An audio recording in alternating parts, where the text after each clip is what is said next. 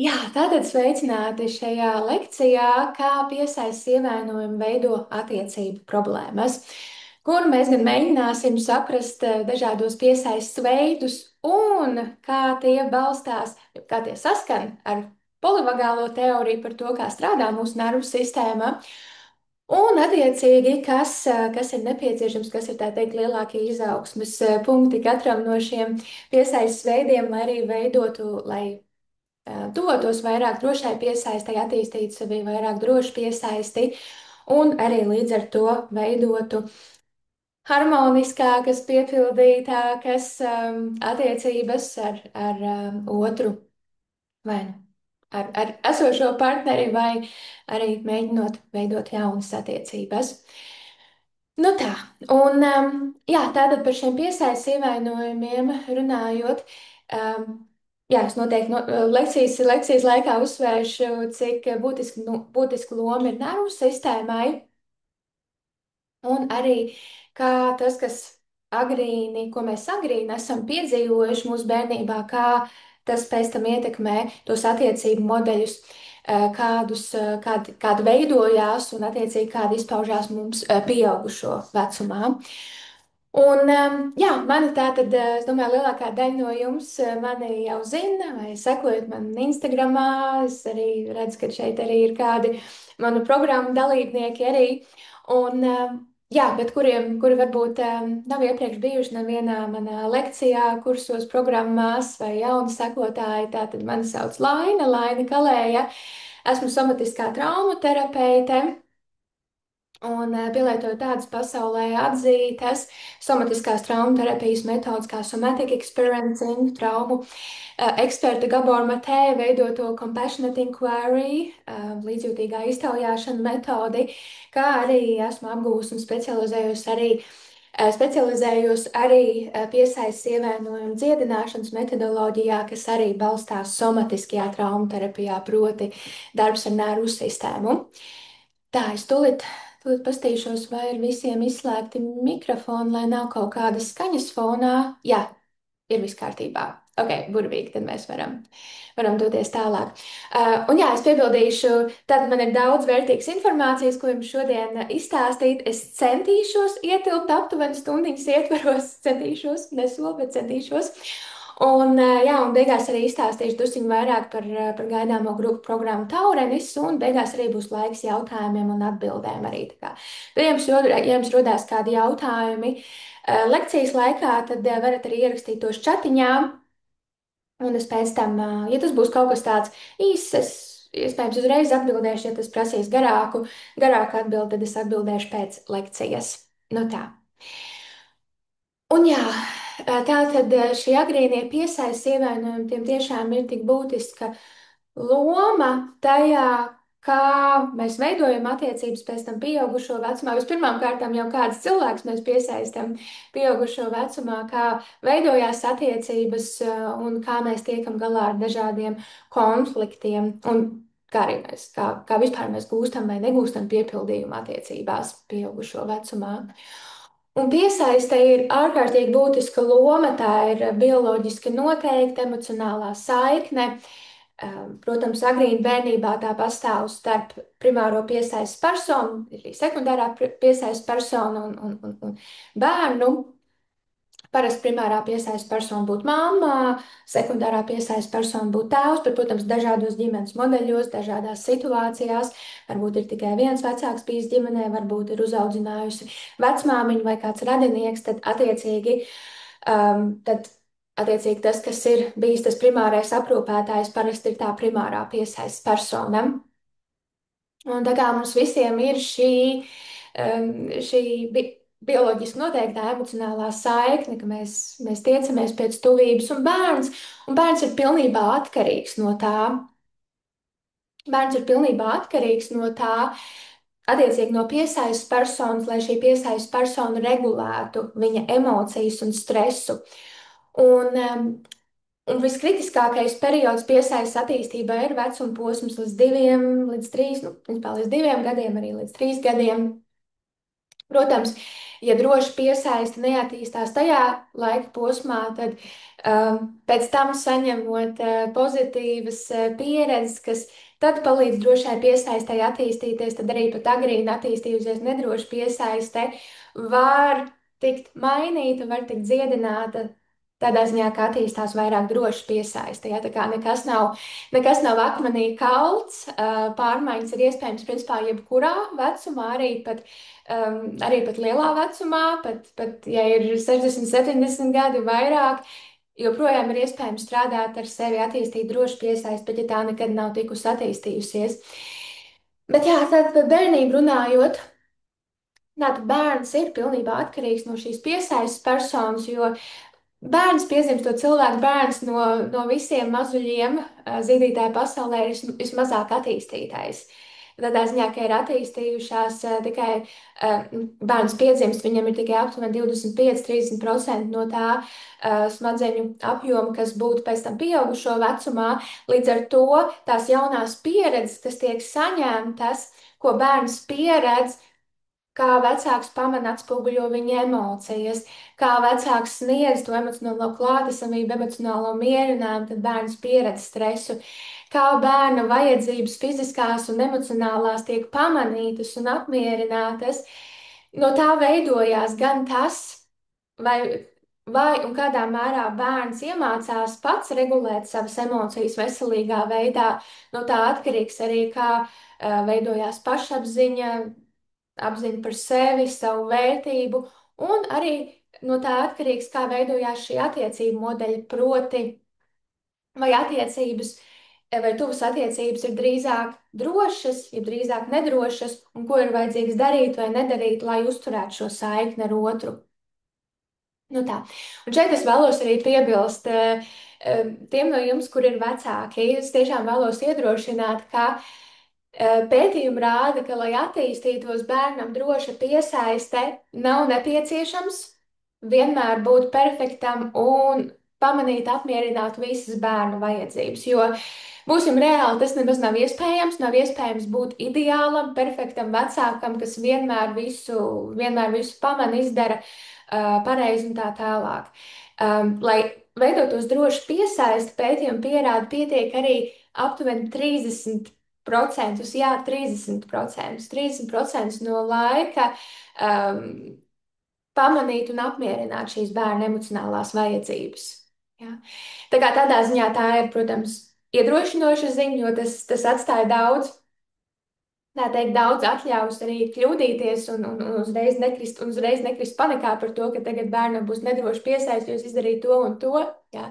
Bet tas, kas ir būtiski, ir arī, kad tās kļūdas tiek pamanītas un salabotas, tā teikt, kad tiek izrunāts ar bērnu, reku, jā, māmu sabļāvā, jo viņai bija daudz, daudz stresa, emocijas darbā, tam nav nekāda sakara ar tevi, tu tik un tā esi mīlēts, labs bērns, es tev tik un tā mīlu, tā tālāk. Tā kā, kad ir saiknes pārāvums, ka tas tiek salabots, tam ir ārkārtīgi būtiska nozīme. Jā, nu tā. Un tā es domāju, ko es vēl gribēju pie šī piebilst.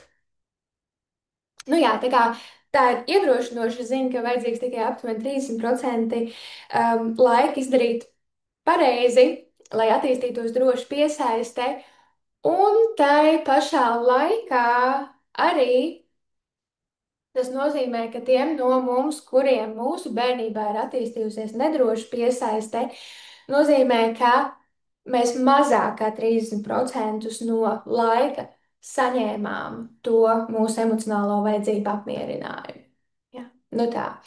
Jo, jā, kā jau es uzsvēru, bērns ir pilnībā atkarīgs no vecāka, lai palīdzētu regulēt viņa emocijas un stresu.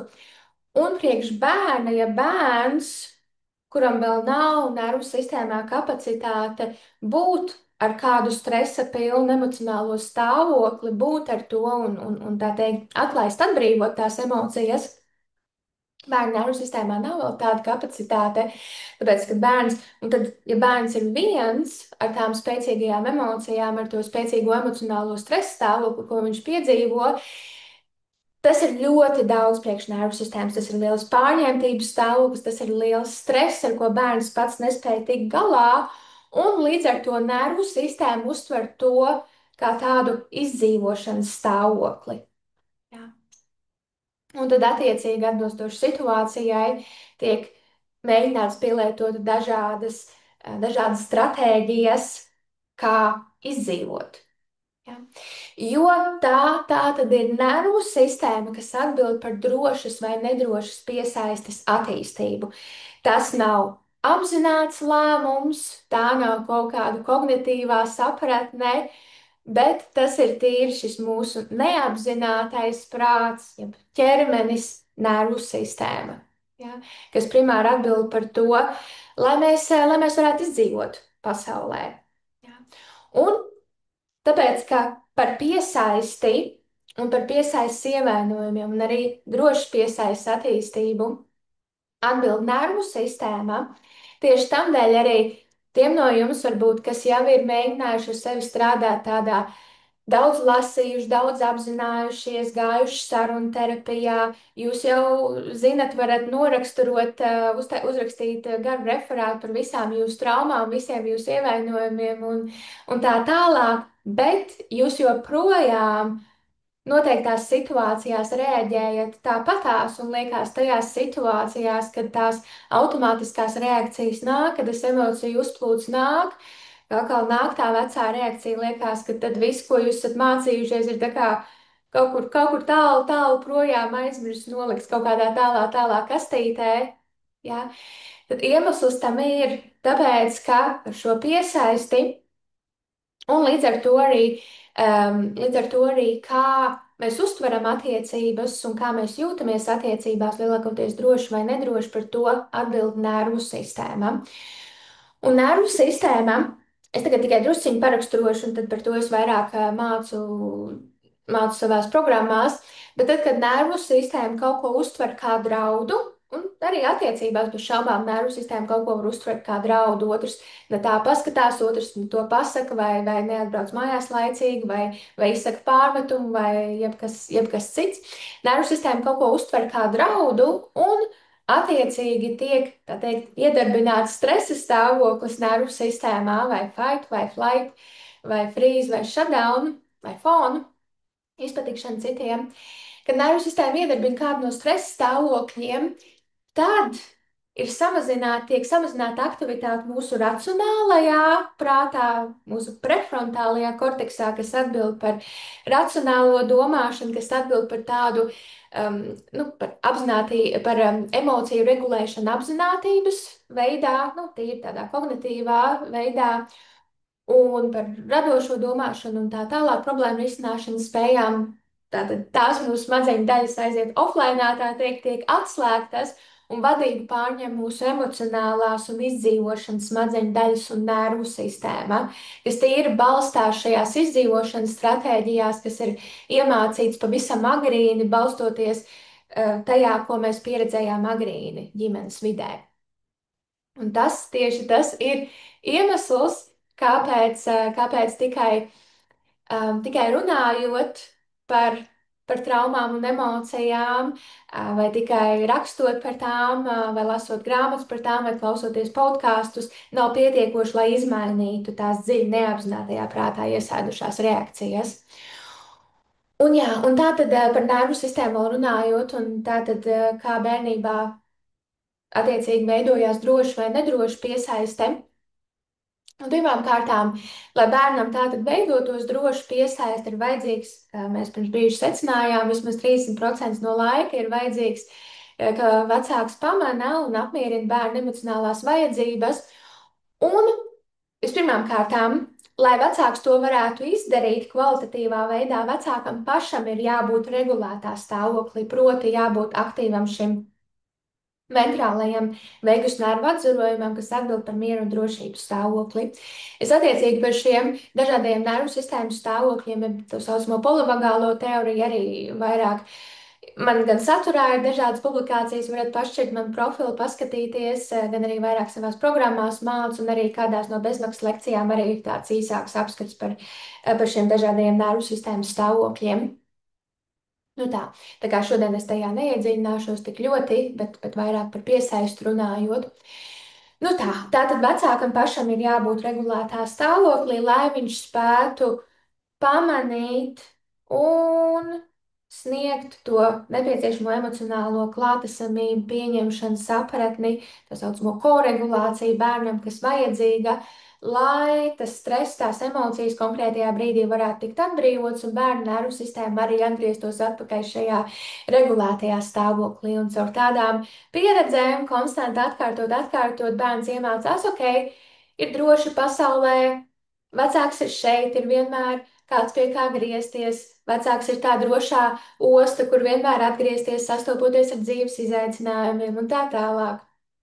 Un bērnam kopumā veidojas tā droša izpratne par sevi, par pasauli, par attiecībām, ka attiecības ir drošas, var uzticēties otram.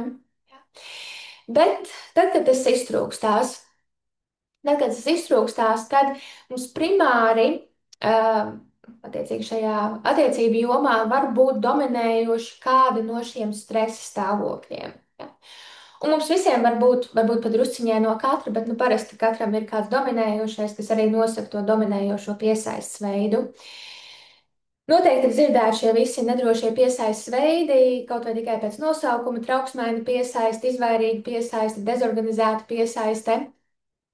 Un vispirms par trauksmainu piesaisti, kas tātad atbilst tam, ka dominējošie attiecībās vadību, tā teikt, pārņem šī simpātiskā nervu sistēma, kas atbild tātad par enerģijas mobilizāciju, kur mēs pieredzam trauksmainību, vai kā bailes, vai kā dusmas, šis fight, flight, cīnies, bēdas stāvoklis.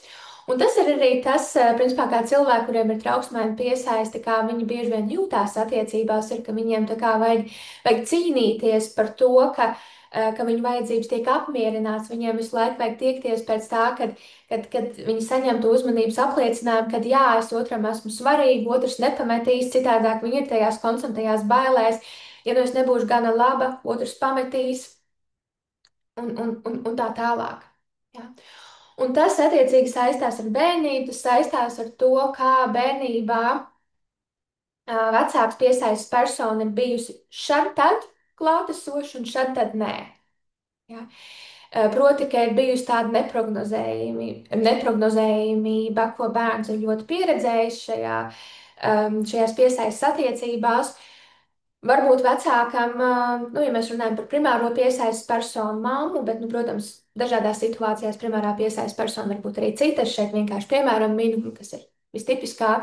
Varbūt mammai bija pašai trauksme, depresija, vai kādi attiecību izaicinājumi, bieži konflikti ar partneri un tā tālāk, kur viņi šeit tad spēja būt regulētā stāvoklī, emocionāli klātesoša bērnam, un citreiz viņi nespēja, jo viņi bija pati aizņemta ar savām problēmām, ar savām emocijām, ka viņa nespēja pamanīt šīs bērna emocionālās vajadzības.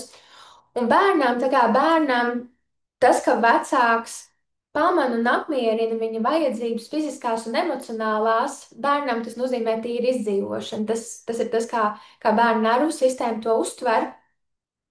Un rezultātā bērnu nervu sistēma iemācījās, ka, ok, man ir vajadzīgs pastiprināts signalizēt par savām vajadzībām, kā mazs bērns to dara, raudot, cenšoties dažādos veidos pievērst uzmanību, jo mazs bērns nevar tur aizbēgt vai kaut kādā citādā aktīvā veidā cīnīties. Tāpēc mazs bērns, šis fight flight stāvoklis, tāpēc mazs bērns signalizē, raud un tā tālāk.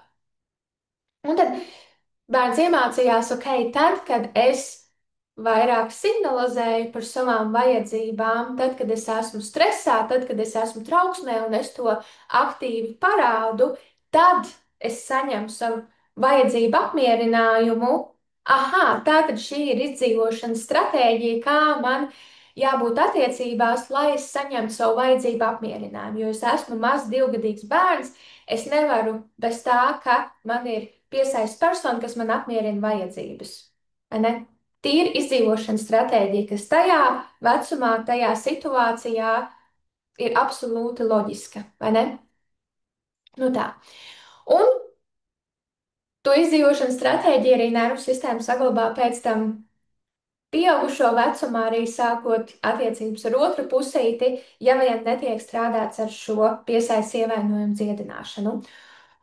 Un rezultātā cilvēki ar trauksmēm piesaisti, viņi ļoti bieži vien ir stresā, trauksmē, vai es otram esmu svarīga, otrs nav uzrakstījis vai atbildējis uz to ziņu, vai otrs ne tā paskatījās, vai, teiksim, kāds potenciāls konflikts attiecībās un liekas, un piedzīvo spēcīgu trauksmu, paniku, tā kā tagad būs, es tikšu pamestā un tā tālāk.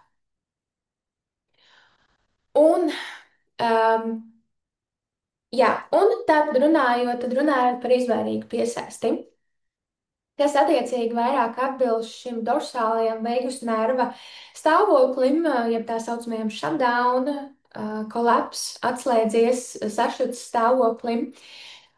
Un izvairīga piesaiste, kā tā veidojās bērnībā, tā principā veidojās tad, kad nevis tikai šad un tad ir saņemtas tas emocionālā vajadzība apmierinājums, bet absolūti lielāko daļu no laika bērnu emocionālās vajadzības tikušas ignorētas vai pat atraidītas. Katrā ziņā bērns, kad viņš ir tiecies pielietot šo bioloģiski noteikto emocionālo saikni, tiecies to realizēt, bērns ir saskāries ar ignorētību un atraidījumu, kas bērnam ir vēl lielāks stress un sāpes, ja tīri saņemt atraidījumu savām vajadzībām. Varbūt vecāks kaut kādā veidā lika bērnam justies, ka viņa vajadzības ir par daudz, sāka dusmoties uz viņu vai teikt, ka reku tu tur egoists, kad tu nedomā, kā mamma jūtās un tā tālāk. Protams, es šobrīd runāju tā kā jau par tādu vēlāku vecuma posmu, kur bērns jau runā un tā, bet arī pavisam agrīni tas tā var notikties, kad pavisam neapzināti, neverbālā veidā bērns saņem šo konstanto noraidījumu savām emocijām un to tādu iekšējo sajūtu, kad es esmu par daudz, manas sajūtas, manas emocijas ir par daudz. Un rezultātā, ko bērnu nervu sistēma iemācās, man tā tad ir vajadzīgs izslēgt šo tiekšanos pēc tuvības ar otru, kas ir, kā mēs runājām, ir bioloģiski noteikti. Tā kā mums katrā ir šī vēlme pēc piesaistes, pēc tuvības ar otru, ar vecāku, pieaugušo vecumā, ar otru pusīti. Bet cilvēkiem ar izvērīgo piesaisti, viņu nervu sistēma bērnībā ir iemācījusies, um, ka būt atvērtiem, ka būt emocionāli atvērtiem, emocionāli ievainojumiem, tiekties pēc šīs saiknes ar otru nozīmē piedzīvot vēl lielākas sāpes, noraidījumu, tāpēc labāk ir izslēgt, shutdown, izslēgt šo tiekšanos pēc emocionālās saiknes ar otru. Un tieši tāpēc cilvēki ar izvarīgo piesaisti pieaugušo vecumā, viņi piedzīvo grūtības. Viņi piedzīvo grūtības atvērties un runāt par savām emocijām, vispār atpazīt tās, un viņi kļūst viegli triggerēti, ja otrs mēģina runāt par emocijām. Un kad ir kādi konflikti, arī kas raisa emociju stresu attiecībās, tad viņu stratēģija, viņu izdzīvošanas stratēģija ir noslēgties, izvairīties, noslēgties. Kas, protams, otram partnerim rada, tīpaši trauksmēnam partnerei rada vēl lielāku stresu un paniku. Tā. Un tad, un tad arī, jā, ir attiecīgi šī dezorganizētā piesaiste, kas ir tāds tā kā mikslis starp trauksmēno un izvairīgo piesaisti, kas abas ir savā ziņā pretējas, bet tas ir tas, kā izpauzās šis nervu sistēmas frīzes, sasalums, sastingums stāvoklis. Ko cilvēki ar dezorganizēto piesaisti tātad parasti piedzīvo, tad, kad tiek triggerēti viņu agrīnie piesaistes ievainojumi. Un šis frīzes sasalums stāvoklis un attiecīgi šī dezorganizētā piesaiste atbilst tam, ka ir daļēji aktīva simpātiskā nervu sistēma, kas atbild par trauksmi un līdz ar to tādu pastiprinātu tiekšanos pēc tuvības. Un tā pašā laikā arī ir aktīvs šis dorsālais veigus nervu atzarojums, kas atbild par to izvairīšanos. Un tāpēc cilvēki, kuriem ir dezorganizēta piesaiste, viņi bieži pieredz apjukumu situācijās, un tur ir raksturīgi šī augsts silts uzvedība, proti, kādos brīžos viņi var būt neprognozējami, kādos brīžos viņi var ļoti just to vēlmi, dzinulu un tiekties pēc tuvības ar otru, tā kā ka izpaužās varbūt vairāk trauksmēm piesaiste, un kādos brīžos viņi var vispār noslēgties, un otrs nesaprot, kāpēc, jā, un viņiem vairāk izpaužās tas izvairīgās piesaistes modelis. Nu tā. Un tas atkal saistās, attiecīgi, dezorganizēta piesaiste atkal saistās ar to, ka bērnībā bērns ir pieredzējis tik lielu neparedzējumību no tā, kāds ir vecāks, viņa noskaņojums un izturēšanās, ka, um, jā, ka nervu sistēma bieži ir nonākusi tajā sasaluma sastinguma stāvoklī, jo kādos brīžos piesaistes persona varēja būt mīļa, un kādos brīžos tā varēja būt draudīga, pat tā, ka raisīt bērnā bailes. Jā, tā kā, piemēram, varbūt um, varbūt vecāks, nu, teiksim, mamma, viņa bļāva uz bērnu, reku, ko tu tur izlēji, un ko tu, nu, tā, ka raisīja bērnā ritīgas bāles ar bļaušanu, kliekšanu, bija tā ritīgi draudīga, un tad tā pašā brīdī, teiksim, kāds piezvan pie durvīm, viņai draudzene piezvan pie durvīm, viņa aiziet atvērt durvis, un viņa momentā ir, reku, kā tev iet, man iet ļoti labi, viss ir kārtībā un tā tālāk. Un tā, ka pēkšņi nomainās cilvēks no bļaušanas, kliekšanas uz pilnīgi jauku, sirsnīgu cilvēku. Nu tā, tas vienkārši viens no tādiem piemēriem, kas, protams, bērnu nervu sistēmā radītu lielu apjukumu un līdz ar to draudīgumu un bailes. Nu tā.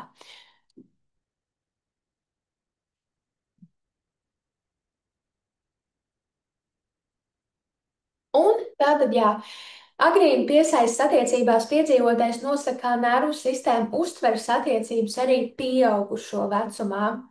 Ir redzēt, nervu sistēma ir tātad šis mūsu neapzinātais prāts, kas pārņem vadību brīžos, kad šī mūsu nervu sistēma saskata, ka kaut kas mums varētu būt draudīgi, bīstami.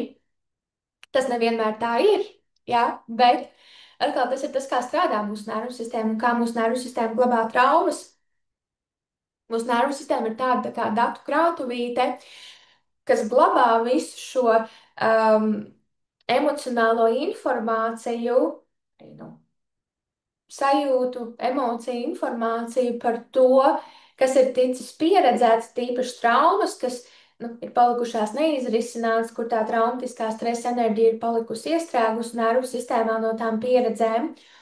Un nervu sistēma burtiski milisekundes laikā izskenē to visu datu krātuvīti, salīdzinot kaut ko, to, kas notiek šeit un tagad, salīdzinot ar to, kas notikās pagātnē, meklējot asociāciju veidā, kas visvairāk atgādina. Tas, kas notiekās tagad, ko tas visvairāk atgādina no bērnības. Un, protams, tas, kas notiekās, kas tiek pieredzēts mūsu vistuvākajās intīmajās attiecībās ar otru pusīti, protams, ka tur nervu sistēma atrod tos prototipus tajā, kas tika pieredzēts bērnībā, kas bija, nu, attiecīgi mūsu vistuvākās attiecības tad, vai ne?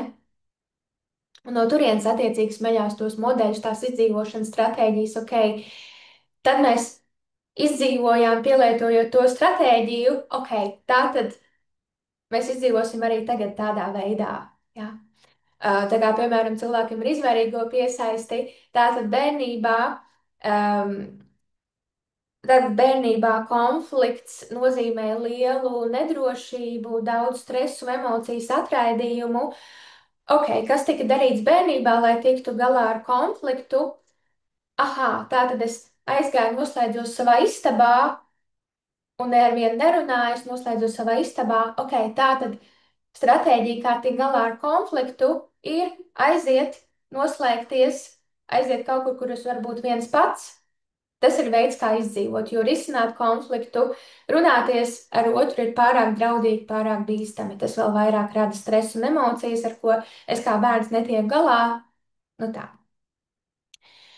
Tā kā jā, tās stratēģijas, kas izveidojās tad bērnībā, tad tiek pielietotas pieaugušo vecumā, un tieši tāpēc mēs bieži vien attiecībās, nu, tagad tiek triggerēti šie agrīnie piesaistes ievainojumi, mēs rīkojamies, mēs uzvedamies kā bērni, mēs reaģējam kā bērni, un bieži vien cilvēki pat saka, es tā kā pēc tam domājot par to racionālo prātu, es uzvedos kā bērns, kāpēc tā?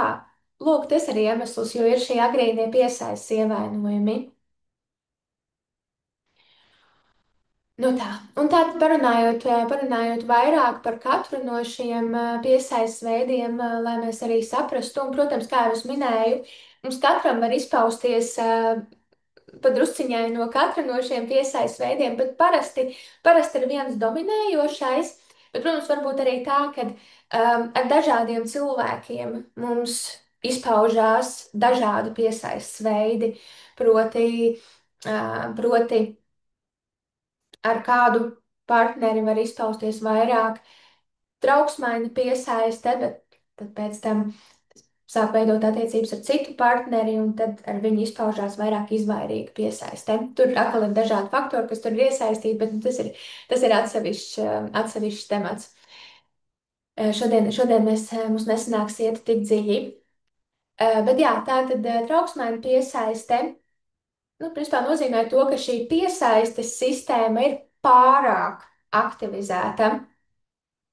Un cilvēkam ir vajadzība visu laiku kaut ko aktīvi darīt, lai pievērstu otru uzmanību un apliecinātu saikni. Un tas var izpausties kā, citreiz tie var izpausties kā pārmetumi, tā kā kāpēc tu man neatbildēji, kāpēc tu neatrakstīji, tātad tev neesmu svarīga. Citreiz tas var izpausties vienkārši trauksmēni sēžot, scrollējot telefonu, tā kā, ok, kad viņš atrakstīs, viņš vēl nerakstā, tad, ok, varbūt viņš tiekās ar citu, un tad es viņam neesmu svarīga. Tātad es tikšu pamesta, un viss tā katastrofizēšana, kas sākās, jā, nu tā, jo, atkal, kā mēs runājamies, tas ir tas, ko bērnībā nervu sistēma iemācījās, lai es saņemtu savu vajadzību apmierinājumu un lai es izdzīvotu. Man ir vajadzīgs pastiprināti signalizēt par savām vajadzībām, jo ja es nerunāšu, ja es apklusīšu, ja es neko neteikšu, tad mans vajadzības netiks apmierināts un es neizdzīvošu. Ja? Es šobrīd runāju no tā bērna skatu punkta, jo tas kā bērns jutās, un tas, kas ir iekodējies nervu sistēmā un joprojām tiek neapzinātā veidā izdzīvots un projicēts uz šodienu. Ja? Tas kā attiecīgi šie piesaistes ievainojumi un traumas strādā, kā nervu sistēma glabā traumas. Tas nozīmē, ka tiešām tā ir pieaugušo vecumā, bet aizkadrā, backgroundā tas ir tas, kā tavu nervu sistēmu uztver, un tāpēc tu piedzīvo to trauksmi, jā, ja tev ir trauksmēm piesaiste. Un, jā, tā kā jā, šī piesaiste sistēma ir pārāk aktivizēta, un cilvēki, kuriem ir trauksmēm piesaiste, viņi arī rezultātā viņi pārāk sagaida no otra, ka otrs palīdzēs regulēt tās emocijas un stresu. Jā, jo nu, šajā attiecību jomā nervu sistēma ir joprojām iestrēgusi bērnībā, kur es esmu 3-gadīgs bērns. Man nav iespējams parūpēties par savu, par to, ka es tieku galā ar stresu, man ir vajadzīgs vecāks, tā tad man ir jādodas pie vecāka, man ir jāsignalizē vecākam, reku, man ir vajadzīga palīdzība, es netieku viens galā. Jā, nu tā. Un tas paradoks arī ir, ka cilvēkiem ar trauksmēm piesaisti, viens ir, ka viņi sagaida no otra, ka palīdzēs regulēt viņa emocijas un stresu, un tāpēc, tā, ka viņi pieredz kaut kādas emocijas, stresu, viņi uzreiz tiecās pēc kontakta ar otru, pēc tās koregulācijas ar otru. Un otrs ir, ka viņi tajā pašā laikā arī var būt pārlieku fokusēti uz to, ka mēģina regulēt otra emocijas. Ja? Un pamatojums tur ir tāds, ka, redzat, ja bērnībā bērnam attīstījās trauksmēna piesaiste, kā jau es minēju, ļoti iespējams, ka vecākam tā tad pašai bija trauksme, depresija, kaut kāda attiecība izaicinājuma, grūtības tikt galā ar emocijām, regulēt sevi un tā tālāk. Kādos brīžos vecāks varēja būt klātesošs, kādos brīžos nē. Un attiecīgi to pieredžu rezultātā bērns arī tā neapzināti iemācījās. Ok, ja es cenšos būt labs bērns, ja es cenšos pielāgoties vecākam, ja es cenšos izpatikt vecākam, tad vecāks ir priecīgāks, laimīgāks, un tad es vairāk tieku pamanīts un manas vajadzības tiek apmierinātas. Tātad, ja es parūpēšos, ka vecāks jūtas labi un ir apmierināts ar mani vai vispār, tad arī manas emocijas un vajadzības tiks vairāk pamanītas un apmierinātas. Ja?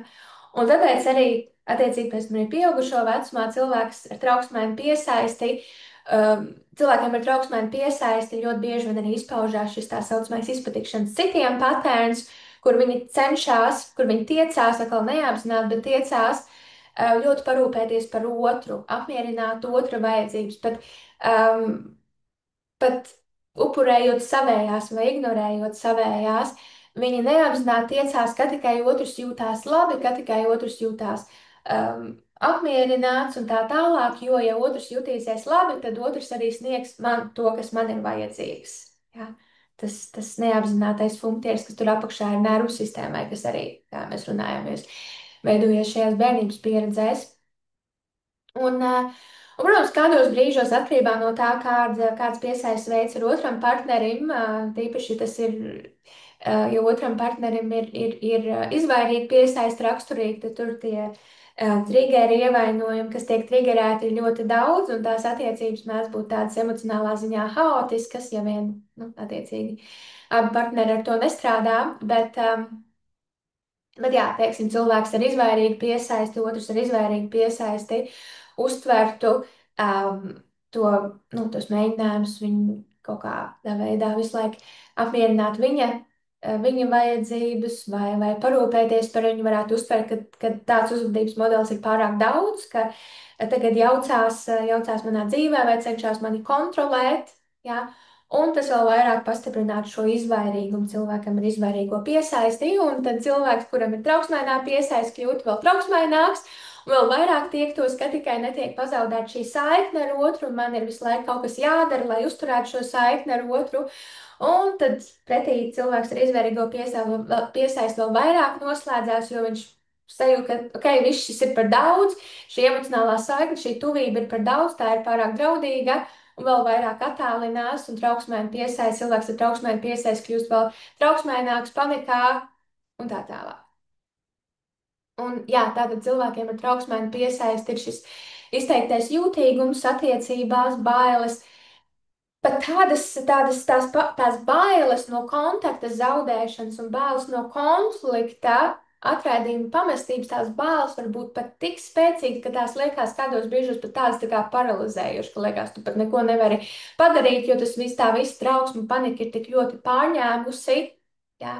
Un vienīgais, ko tu vari padomāt, ir, ok, kas man tagad ir vajadzīgs, lai izlīdzinātos ar otru. Es tagad atvainošos gan par šo situāciju, lai gan tā nav mana vaina. Es atvainošos arī par visām iepriekšējām situācijām, kuras varbūt kaut ko ne tā pateicu, kaut ko ne tā izdarīju, jo man ir vajadzīgs izlīdzināties, man ir vajadzīgs atjaunot kontaktu ar otru, jo es esmu mazs bērns, kurš nespēja izdzīvot bez kontakta, bez saiknes ar otru, tāpēc man ir jācenšas atjaunot to kontaktu ar otru.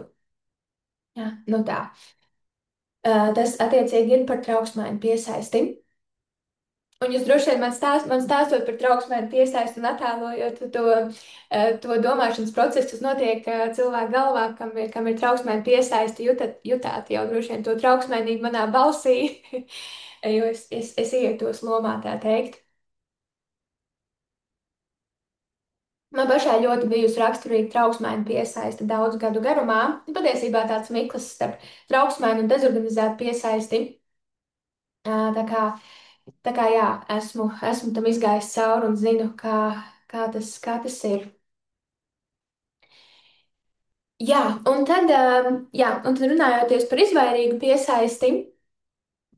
Ja trauksmēnai piesaistēji, tā piesaistes sistēma ir pārāk aktivizēta un ir šī, tā teikt, līdzatkarība raksturīga, tad izvairīgai piesaistē ir principā tieši pretēji, ka šī piesaistes sistēma ir nepietiekoši aktivizēta, ja pareizāk sakot, tā ir tāda tā kā izslēgta. jā, vai nu, samazināt aktivācijā.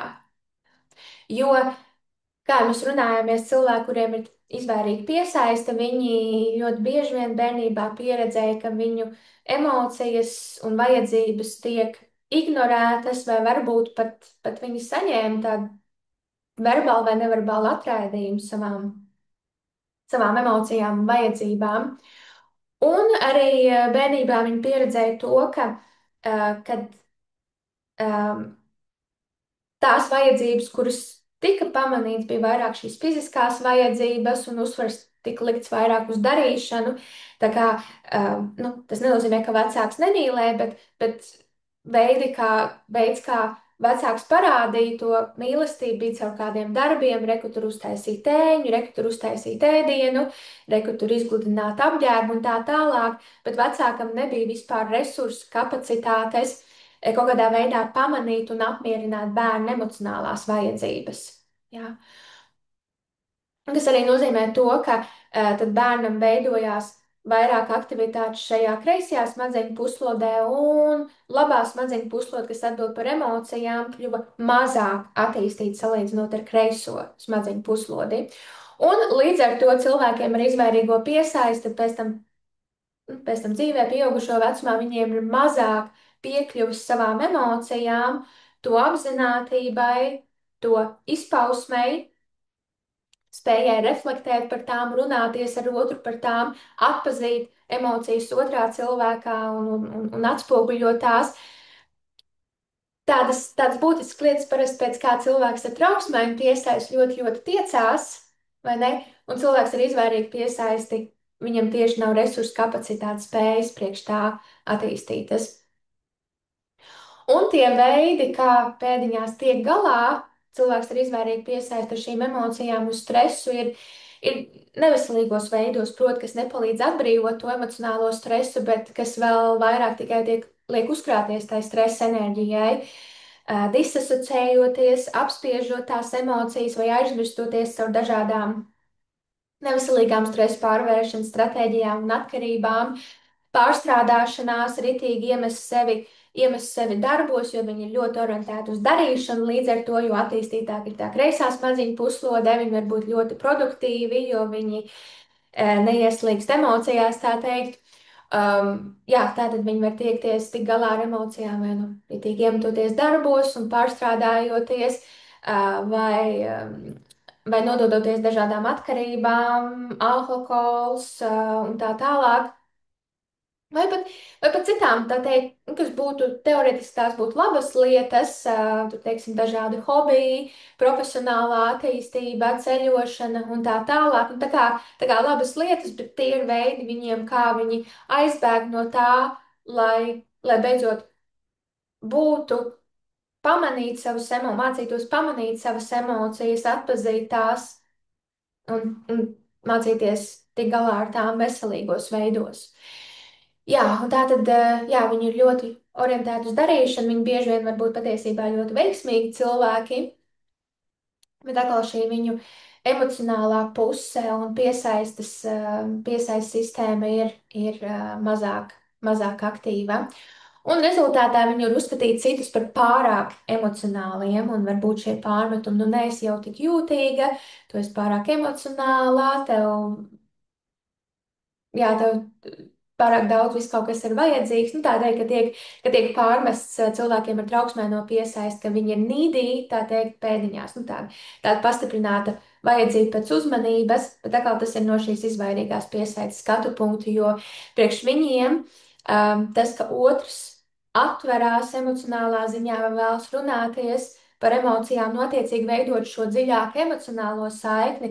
Cilvēkiem ar izvairīgu piesaisti, viņiem uzreiz nervu sistēma iedarbina šos visus sarkanos karogus, visus aizsardzības mehānismus, jo tas, ko viņi pieredzēja bērnībā, kad šī emocionālā puse, šī emocionālā ievainība, atvēršanās, runāšana par savām vajadzībām, par savām emocijām ir kaut kas tik ļoti bīstams, baiss, jo tad tiek pieredzēts atraidījums, kad labāk ir vienkārši noslēgties un vispār nerunāt par savām emocijām un neveidot šo emocionālo saikni.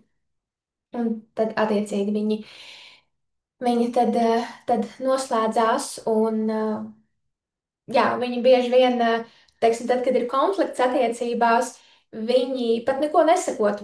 Pat neko nesakot, ko kas kāpēc, viņi vienkārši var aiziet kaut kur citur, teiksim, aiziet tur garāžā, darīt kaut kādas savas lietas, kaut ko tur taisīt, remontēt. Nu, ja šobrīd mēs runājam par vīriešiem, protams, sievietēm arī izpaužās izmērīgi piesaiste, vīriešiem gan vairāk.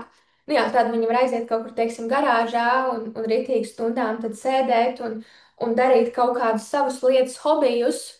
Un otrs cilvēks var nesaprast, tā kā, kāpēc tur man nerunā. Mums ir vajadzīgs izrunāt tagad šo lietu, ko konfliktu, bet viņi tā tiešām, tā teikt, shut down, noslēgušies, ka viņi nespēja pat parunāt par to situāciju, par to konfliktu, par emocijām, kamēr attiecīgi nervu sistēma ir pārņēmusi vadību tajā situācijā. Un tikai tad, kad viņi tā teikt nomierinās, proti, kad atgriežas atpakaļ šī racionālā domāšana, tikai tad ir iespējams labāk parunāties ar viņiem. Nu jā. Un tad, jā, dezorganizēta piesaiste. Kā jau es minēju, dezorganizēta piesaiste, šī piesaistes sistēma ir apjukusi, jo tuvība saistās ar draudiem. Ja. Ir, ir šis eksperiments, nu, patiesībā kā sāka atklāt pētīt šos piesaistes veidus, bija šie eksperimenti ar mamām un bērniem. Es atvainojos, tur paceršos ūdeni, kaut kas iestrēga kaklā.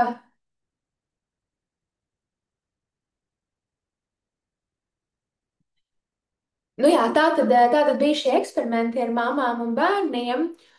Un, attiecīgi, kā bērni rīkojās tad, kad māma aiziet no telpas, un tad ienāk svešinieks telpā, un pēc tam māma atgriežas. Jā, tad viens viņa pētīja, kā bērns reaģē uz to svešinieku, un otrs viņa pētīja, kā bērns reaģē pēc tam, kad mamma atgriežas. Jā. Un bērniem, kuriem dezorganizēta piesaist, kā viņi reaģēja, kad mamma atnāca atpakaļ telpā, viņiem it kā bija šis pirmais impulss tagad priecīgiem skriet pretī mammai. Viņi jau sāk skriet pretī mammai, un tad vienā brīdī viņi sastinga, lielām acīm skatoties, un nespēja pakustēties ne šurpu, ne turpu. Un tas ir tas, kā izpaužās šis nervu sistēmas frīzes, sasilums, sasteigums stāvoklis, un līdz ar to dezorganizēta piesaista attiecībās ir, ka no vienas puses ir šī tiekšanās pēc tuvības, un no otras puses nervu sistēma ieslēdz šos aizsardzības mehānismus. Nē, tuvība, emocionālā saikne saistās ar draudiem, ar bailēm, ar draudiem, ar haosu, un nervu sistēma uzspiež tā teikt stop pogu. Un cilvēks jūtas apjutis un nezin, ko darīt. Vai man turpināt veidot šīs attiecības, vai man pārtraukt šīs attiecības, vai man mēģināt atvērties otram, jeb man tieši attālināties no otra. Tāda augsta, silta uzvedība, kas, protams, rada, um, jā, kas rada arī līdz ar to apjukumu otrā cilvēkā, kas ir kopā ar cilvēkam, ir dezorganizēta piesaiste, jo ir grūti saprast, okay, vai tu vēlies attiecības, vai tu nevēlies attiecības, vai tu vēlies tuvāku saikni, vai tu nevēlies tuvāku saikni. Un, jā, jo gal galā cilvēkiem ar dezorganizētu piesaisti šī dziļāka tuvība rada spēcīgas bailes, jo tas atgādina, attiecīgi tas atgādina tās traumas, kas ir piedzīvotas bērnībā, un cilvēki, kur ir bērnībā pieredzējuši jebkādu veidu vardarbību, vai emocionālu, vai fizisku, vai abējādi, vai vēl kādos veidos, tad attiecīgi viņiem tipiski mēdz būt dezorganizēta piesaisti, jo atkal piesaistes persona ir tas cilvēks, tas cilvēks, kuram vajadzētu būt drošam, tam kaut tikai vienam cilvēkam pasaulē, priekš bērna, kas vienmēr ir drošs, vienmēr ir uzticams. Ja? Bet, ja šī piesaistes persona kādos brīžos rada ritīgas bailes bērnā, tā kā kliedz uz bērnu, lamā bērnu vai pat fiziskā veidā nodara pāri bērnam, tad, protams, bērnu nervu sistēma iemācās asociēt, sasaistīt šo tuvību ar bailēm, draudiem, ka kaut kas slikts notiksies, man nodarīs pāri. Ja? Nu tā. Un, jā, un šeit un dezorganizētā piesaistē līdz ar to, jā, kādos brīžos var izpausties vairāk kaut kas no trauksmainas piesaistes, kādos brīžos vairāk kaut kas no izvairīgas piesaistes un līdz ar to tāda neprognozējamība reakcijās, ko pat pats cilvēks, kuram ir šī dezorganizētā piesaiste, var nesaprast, kāpēc tā, kāpēc es tā rēģēju, kas ar mani notiek. Citreiz emocija uzplūde un citreiz noslēgšanās un nespēja parunāt par to, kas notiek. Nu tā. Un, un šeit ir tas būtiskais aspekts, kāpēc ir tik būtiski strādāt ar nervu sistēmu un šo iekšējā bērnu dziedināšanu somatiskā veidā. Jo tad, kad piesaistes ievainojumi ir aktivizēti, mēs rēģējam no bērnu pozīcijas. Ja? Un atkal tas nenotiekās apzināti. Tādos brīžos šis mūsu neapzinātais prāts, nervu sistēma pārņem vadību, jo attiecīgi, kā mēs runājāmies, tad, kad nervu sistēma kaut ko uztver kā draudu, vienalga, vai tas ir akurāti vai nē, ja tas vienkārši saistās ar neizrisinātām pagātnes traumām, neizrisinātiem, nesadziedātiem piesaistes ievainojumiem, bet jā, tad tiek samazināta aktivitāte mūsu racionālajā prātā un vadība pārņem šīs emocionālās un izdzīvošanas smadzeņu daļas un nervu sistēmā. Un tāpēc tādos brīžos tās reakcijas ir tik automātiskas un tik spēcīgas, un tu vari, tu tiešām tādos brīžos arī tā var justies, ka tu esi kā mazs bērns, kurš viens ir netiek galā ar sevi, un otrs ir tagad, kad jā, ka viss ir slikti, ka mani nemīl, ka es nevienam neesmu vajadzīgs un tā tālāk, nu, attiecīgi, kas ir tie ievainojumi un tie pamatu uzskati par sevi, kas tavā situācijā ir raksturīgi. Nu tā. Um, jā. Un šis attēls man īstenībā ļoti, ļoti patīkās, jo tas, manuprāt, izsaka tik daudz. Tā ir tāda, jā, kā lai to nosauc, ilustrācija, projekcija, kas bija izveidota vienā festivālā Amerikā. Bet, manuprāt, tā tik ļoti labi ilustrē to, ka, redzat, pieaugušie sastrīdējušies. Jā, pieaugušie ir sastrīdējušies, tagad katrs ir noslēdzies savās emocijās, jūtas nesaprasts, nepieņemts. Jā. Bet patiesībā, attiecīgi, tādos brīžos ir aktivizēta šī agrīnie piesaistes ievainojumi, un pēc kā tad patiesībā tas bērns tiecās, un līdz ar to arī pieaugušais tiecās pēc tuvības un saiknes ar otru. Jā. Arī cilvēki ar izvairīgo piesaisti, lai gan viņu šī piesaistes sistēma ir mazāk aktivizēta, tik un tā zem tiem visiem aizsardzības mehānismiem un zem tā izvairīguma, tur arī ir šī patiesa vēlme pēc tuvības, pēc saiknes ar otru būt pilnībā pieņemtam, saprastam attiecībās ar otru. Ja? Un, jā, kaut kas, ko paturēt prātā, tad, kad tev ir konflikts ar otru pusīti, kad jā, patiesībā jūsos abos ir šis iekšējais bērns, jūs katra iekšējais bērns, kas tiecās pēc tā, ka viņas vajadzības tiktu pamanītas, apmierinātas, bet tam attiecīgi ir līdz šim traucējuši tie visi aizsardzības mehānismi, kas veidojušies, attiecīgi kā nervu sistēma ir iemācījusies izdzīvot, balstoties bērnības šajās agrīnajās piesaistes attiecībās. Nu tā. Un tad runājot par dziedināšanos, es skatos, jā, ka laiks iet ātri uz priekšu, bet jā, es vēl gribu izstāstīt, kas būtu kaut kas, ko paturēt prātā katram no šiem piesaistes veidiem, lai virzītos tuvāk uz drošāku piesaisti, jo es tiešām vēlos uzsvērt, ka pat ja, pat ja tev ir attīstījusies nedroša piesaiste, un pat ja tā ir ļoti izteikti nedroša piesaiste, Tik un tā, jebkurā vecumā ir iespējams attīstīt šo drošo piesaisti, kas neattīstījās pietiekoši bērnībā.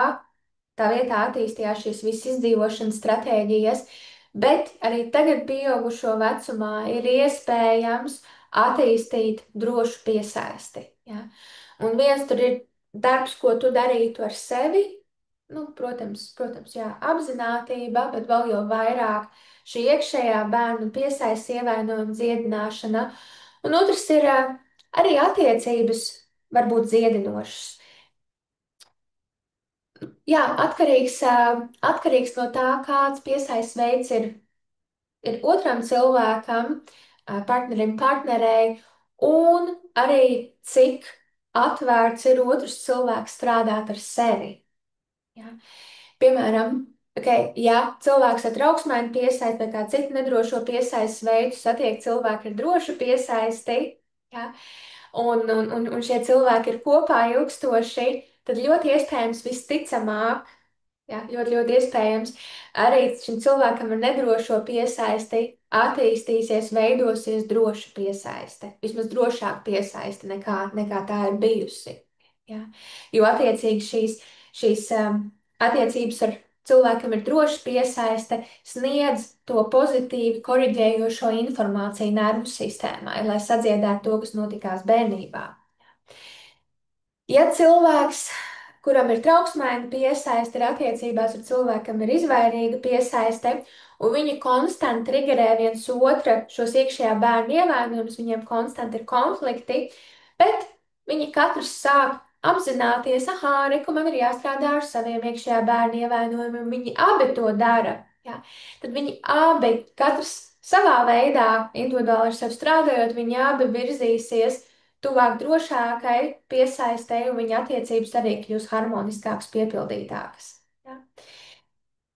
Ja es atkal minu šo pašu piemēru par trauksmēm, izvairīt piesaisti, vienkārši tas ir ļoti tipisks, jo tie cilvēki pievelkās savā starpā. Ja cilvēks kuram ir trauksmēna piesaiste, un otram ir izvairīga piesaiste, un tikai cilvēks ar trauksmēnu piesaiste strādā ar sevi un ritīgi nododās, ok, man tagad ir jāstrādā ar sevi, man ir jāizstrādā mani iekšējā bērnu ievainojumi, lai es varu veidot piepildītākas attiecības ar otru, un otrs, kuram ir izvairīga piesaiste, ir vispār noraidošs jebkādam darbam ar sevi. Nē, man nekas nav vajadzīgs, man viss ir kārtībā, jā, man nav vajadzīgs ar sevi strādāt, kas tās pa muļķībām. Jā. Tad vai nu tie konflikti kļūs vairāk attiecībās patiesībā, vai visticamāk patiesībā kādā brīdī cilvēks ar šo trauksmēno piesaisti cietinoties, attīstoties uz drošāku piesaisti, cilvēks sapratīs, ok, mums nesapas, tā kā man ir vajadzīgs kāds cilvēks, kas spēj emocionāli atvērties, kas spēj pamanīt un sniegt to emocionālo vajadzību apmierinājumu un vairs nevēlēsies nemaz veidot attiecības ar otru, kam ir izvairīga piesaiste, bet kas nevēlas ar sevi strādāt. Nu tā. Bet jā, trauksmēnai piesaistei, lai dziedinātos, tā lielākā izaugsme cilvēkam ar trauksmēno piesaisti nāk no savu emociju pašregulācijas attīstīšanas. Jo atceramies, cilvēks, kam ir trauksmēna piesaiste, ir pastiprināti atkarīgs no otra. Ja, tas, kā tas veidojas bērnībā, lai tiktu pamanīts un apmierināts tās emocionālās vajadzības, bet tā ir tā bērna pozīcija. Ja? Bet, ja cilvēks, kam ir trauksmēna piesaiste, var mācīties, teiksim, apgūt dažādas somatiskās prakses, kā regulēt stresu, kā regulēt nervu sistēmu, kā pamanīt, atpazīt, izjust un atlaist somatiskā veidā emocijas. Jā, kaut kas, ko es savās programmās mācu, regulēt nervu sistēmu programmā, Taurens programmā, brīvība būt programmā, individuālā programmā. Ja var apgūt šīs emociju pašregulācijas prasmes, tas attiecīgi sniegs lielāko izaugsmi, jo tad cilvēks ar trauksmēno piesaistes vairs nebūs tik atkarīgs no otra. Ja? Un arī attiecības ar otru var veidoties harmoniskākas, jo nebūs vairs tik ļoti tie pārmetumi brīžos, kad netiks saņemts vai netiks pamanīts vai saņemts tas emocionālo vajadzību apmierinājums no otra partnera. Jo gal galā pieaugušo vecumā tā ir mūsu katra paša atbildība. primāri regulēt savas emocijas, un mēs nevaram no otra sagaidīt, ka otrs apmierinās mūsu vajadzības un sniegs mums to, kas iztrūkās bērnībā. Ir labi, ja mēs to saņemam, bet mēs nevaram to primāri sagaidīt no otra. Nu tā. Jā, un šī emocija pašregulācija, tā ir būtiska arī tajos brīžos, kad cilvēks, kuram ir trauksmēna piesaist, tiek triggerēts, un tādu mirkļu ir daudz, protams, nu, attiecībās var būt daudz, kad tiek pieredzēta šī trauksme, pat ja tā nav pamata īsti. Un tāpēc, jā, ir būtiski, ka tādos brīžos tu vari iemācīties iepauzēt, jā, vispirms pamanīt, identificēt, ok, man ir šīs sajūtas, emocijas, tā kā man ir šīs sajūtas, emocijas, kā es jūtos, cik man ir gadi. Jā, es jūtos tā, tā kā man ir 4 gadi, es jūtos kā mazs bērns. Okay. Ja tu to pamani secini, tad tas ir skaidrs indikators, ka ir šī agrīnie piesaistes ievainojumi triggerēti, un tu patiesībā tu vēlies kaut kur paiet maliņā, pavadīt laiku ar sevi, lai regulētu šīs emocijas, pielietot kādas atbilstošās metodas, tehnikas, lai regulētu šīs emocijas. Un tad, kad tad, kad attiecīgi tā nervu sistēma tad atgriežas regulētākā stāvoklī, un tev atkal ir piekļuve šai racionālajai, kognitīvai domāšanai, tad arī jebkāda saruna, jebkāda konflikta risināšana ar otru būs daudz produktīvāka, efektīvāka. Nu tā. Un arī kaut kas var sniegt tīri tāds praktisks ieteikums, ko var pielietot ikdienā attiecībās, kas arī attiecīgi sniegtu, palīdzētu spērt lielus soļus pretīm dziedināšanās procesam cilvēkam ar trauksmēm piesaisti, ir mācīties pamanīt, ko otrs dara, kas parāda rūpes. Tāpēc, ka cilvēkam ar trauksmēm piesaistā uzmanība var būt pārlieku pievērsta negatīvajam. Jo kaut tajā ir tas izdzīvošanas raksturs, ka tā kā mazam bērnam, kad viņam ir jābūt, viņam bija bijis jābūt pastiprināti, un tāda pastiprināta modrība gan pret to, kad pašam ir kāds stress un emocijas, gan pret to, ka vecāks varētu būt kādā stresā, emocijās, lai attiecīgi varētu saņemt to, lai varētu kaut ko darīt, lai saņemtu to vajadzību apmierinājumu. Un tā rezultātā varbūt veidojas arī tas, ka reāli, šobrīd runājot par pieaugušo attiecībām, reāli var būt dažādas lietas, ko otrs dara, kas parāda tās rūpes un mīlestību un svarīgumu, bet cilvēks tur trauksmēni piesaist un vienkārši to nepamanīt, automātiski ignorēt, nepamanīt to, jo ir tik ļoti nofokusējies. Ok, es otram nesmu svarīga, otrs man nemīl, man kaut kas ir jādara, lai otrs varētu, lai es būtu gan laba otram un tā tālāk. Un, jā, un tas pat ļoti iespējams, jā, tas var būt pat citādākā mīlestības valodā, ja tīpaši, ja otram ir izvairīga piesaiste, attiecīgi cilvēks ir izvairīgi piesaist vairāk praktiskā veidā.